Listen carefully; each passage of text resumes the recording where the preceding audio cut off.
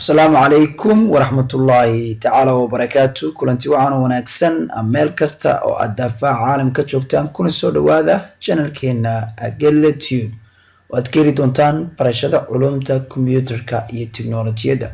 هذا بقى إنه كليب كان أما مقال كان كوبان عن كوبلاب دونا أما إنه introduction كقبحين دونا runtii course aad u muhiima inaga oo mar walba eegi doona baahiyaha guud ahaan asxaabta iyo dhalinyarada Soomaaliyeed ee xiisaysa ama danaysa dhanka iyo teknolojiyada casharo basic ah, casharo intermediate ah iyo casharo advanced ah.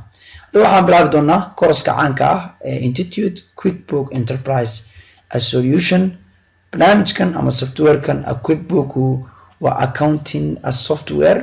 waa barnaamij aad u muhiim ah oo qof kasta oo leh ganacsi ama daneynaya inuu noqdo ganacsade ka caawin doona in uu la socdo dhaqdhaqaaqa company-giisa ama business-kiisa.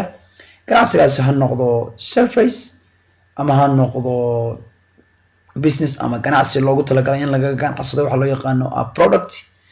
barnaamijkan runtii waa barnaamij ka caawin doona businessyada iyo ganacsiyada in ay la socdaan xaaladda dhaqaale ee company-gooda uu ku sugan yahay. haddaba yaa isticmaali kara barnaamijkan waxaa isticmaali karaya ganacsiyada yaryar, ganacsiyada dhexdhexaadka ama mediumka iyo large companies guud ahaanba way isticmaali karayaan. waana barnaamij standard ah.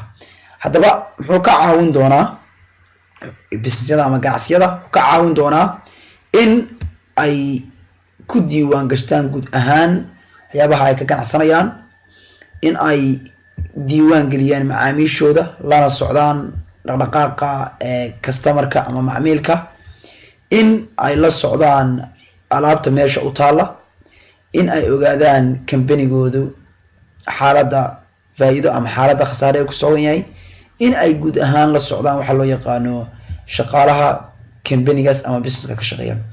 haddaba runtii waxyaabaha ugu muhiimsan ee barnaamijkan uu qaban doono waynu arki doonaa bit by bit ayaynu u taaban doonaa, iyadoo mar walba uu ka caawin doono company-ga ama business-ka inay la socdaan wax loo yaqaano daily report.